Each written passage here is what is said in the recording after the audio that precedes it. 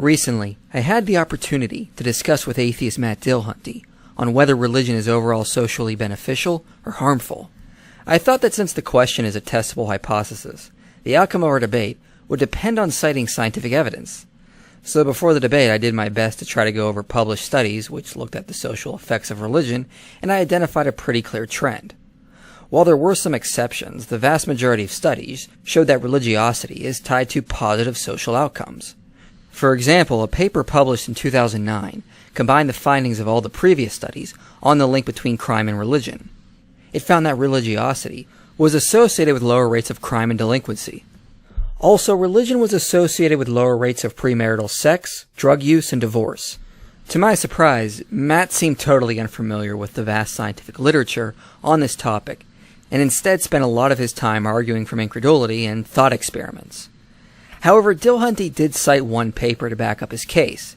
He referenced a paper authored by Gregory Paul, a paleontologist, on the cross-national quantifiable effects of religion. First of all, the results of a single study is not enough to overturn the findings from dozens of other studies. The most we could do is extract the findings from Paul's study and combine it into a pool with other studies and see how it affects the results. And that would probably not affect the results, because one study is very unlikely to buckle a trend found in a meta-analysis, like this one, which was based on 62 other studies. Second, Paul's paper is not actually a scientific study. In Figure 2, we can see his main results. We can see that his findings are based on a scatter plot with no statistical analysis at all. He tries to identify a correlation between crime and religion through a visual inspection of the scattered plots alone. Any serious social scientist would not try to do this, and instead they would analyze the data mathematically to derive statistical measures of the correlations between the two variables.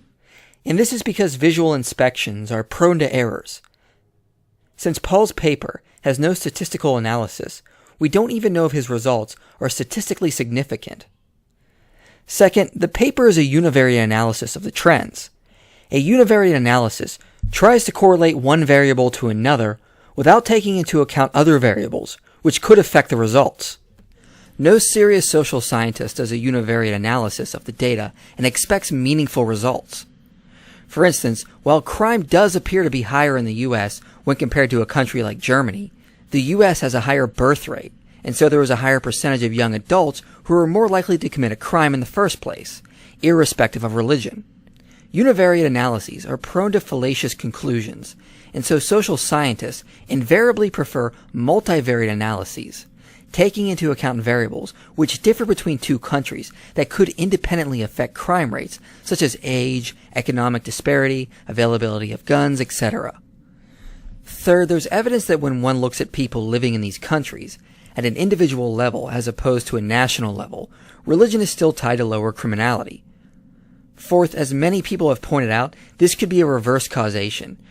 For example, people who are extrinsically religious, whose primary motivation for religion is some health or economic benefits, are less likely to be religious in prosperous countries because they have less economic benefit to derive from religion. And so, because of that fact, there's zero reasons to take Paul's paper seriously. Even Matt Dillahunty quietly stopped defending this paper for the rest of the debate. Matt then attempted a different argument. I think there may be an attribution error in the studies as well, in the other direction, because if someone who reports that they are more religious is less likely to commit a crime, how do we know that religiosity is in fact the motivating thing there? In this clip, Matt is just showing how little research he has done in this area. There have been a multitude of studies showing that a link between religion and positive social outcomes is not only mere association, it's actually a causal relationship.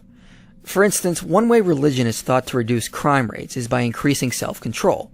There have been at least a half a dozen studies showing that a religious stimulus actually increases self-control at a neurophysiological level. Here's one interesting study which was published in the Journal of Experimental Social Psychology. In this study, subjects were divided into two groups. Group 1 had a brief prayer session before the experiment, while the control group did not. Next, both groups completed the Stroop task, which is an experimental measure of self-control. In the Stroop's trial, a stimulus appeared in blue, red, or yellow ink, and participants were instructed to react to the ink color and ignore the semantic meaning of the stimulus. In incongruent trials, the semantic meaning of the word did not match the ink color. The Stroop task requires self-control, because on incongruent trials, participants need to override dominant response tendency of reacting to the semantic meaning of the presented word and indicate the ink color instead. The authors found that a brief prayer session actually increased performance on the Stroop task, which is the neurophysiological correlate of self-control. Similar results have been replicated in numerous trials, which showed that exposing people to religious words without their explicit knowledge increased helping behavior and volunteering, as well as decreasing cheating. Contrary to Dillahunty, the literature on the causal effects of religion on self-control is robust and well replicated. Dillahunty really did not cite any sufficient evidence to back up his claim. To say that in all these instances where someone is wet, we saw that it was raining. And then to say that if we remove the rain, people won't be wet. That is essentially the path we're going down with this sort of argument. In this clip, I believe his argument here is that I'm committing the fallacy called affirming the consequence.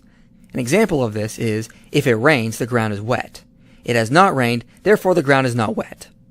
Matt's point here seems to be that even if we have good evidence that religion makes people more ethical and decreases crime, that doesn't necessarily entail that a lack of religion will result in increased crime or harmful outcomes.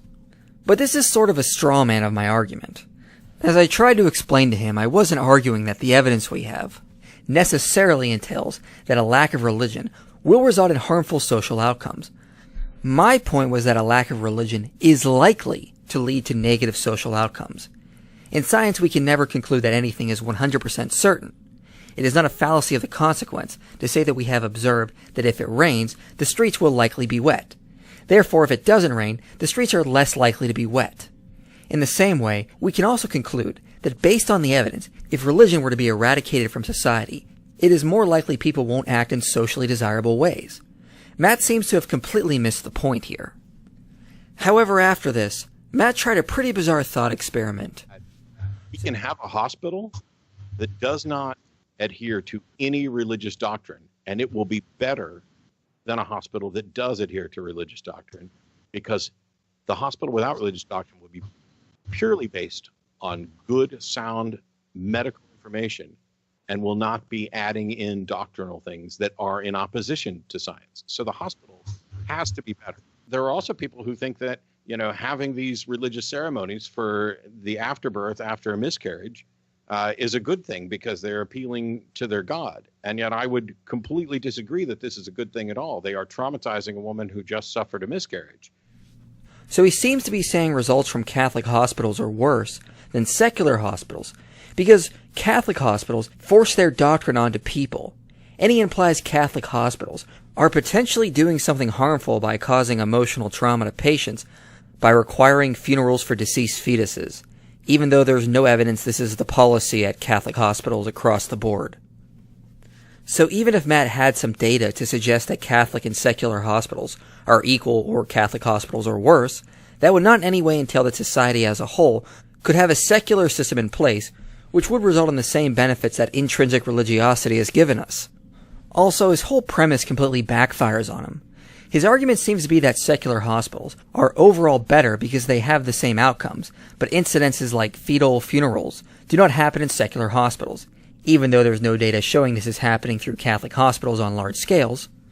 Plus, he has not offered statistical evidence that overall Catholic hospitals are the same or even worse than secular hospitals. Marginal examples do not represent what is happening on a whole. It would have been just as bad if I had said that secular hospitals are worse than Catholic hospitals, because there have been instances where babies survive botched abortions and they are left out for dead. Or if I argued from something like what happened with the incident involving Alfie Evans at a non-religious hospital. This never would have happened at a Catholic hospital because all human lives are sacred to Catholics, so therefore religion is far better in hospitals. Instead, though, I tried to base my arguments on the data, not on thought experiments and marginal examples. But this did get me thinking. Matt seems to assume Catholic hospitals are worse because of his story, not because of any real scientific data. I did press him for data on this, but he couldn't seem to provide any. So I started to wonder if there was actual data on Catholic versus secular hospitals.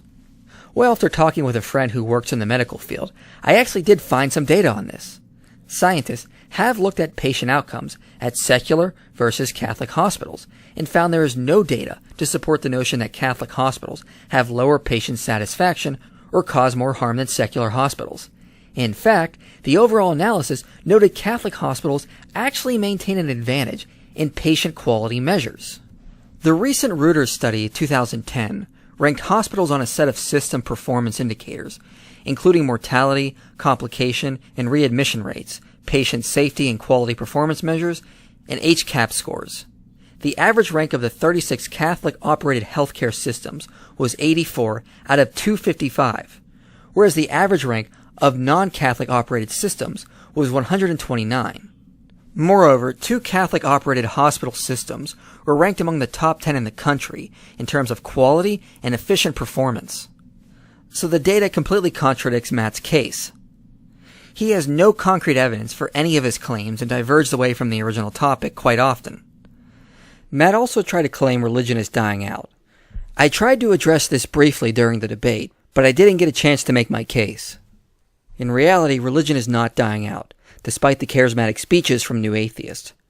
Globally, the unaffiliated is expected to decrease as a percentage of world population. Pew Research notes that by 2035, unaffiliated deaths in Europe are expected to outnumber births there as well. Sociologist Eric Kaufman also notes that Christianity and Islam will continue to grow from conversions and birth rates, as groups with no religion are expected to decline. This coheres with what evolutionary biologist Michael Bloom has noted in his work, that religion, if it ever will die out, will not be for a very, very long time, because from an evolutionary standpoint, it is selected for its reproductive benefits. Statistics always show that religious couples have more children than non-religious couples.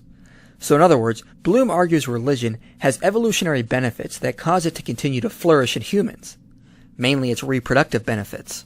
So religion is not dying out by any scientific assessment. So sorry, Matt, the science is not on your side in any way. Religion does cause immense benefits for human societies, and just ad hoc asserting we would be better without it is not factual or based on science. Now you can believe all you want that religion is really harmful and causes more damage than good, but that is all it is, a belief based on speculation and blind faith. If your entire argument that religion is more harmful is based on marginal examples and thought experiments, then we have to wonder how much of what you believe is based on facts or based on personal feelings about the whole situation.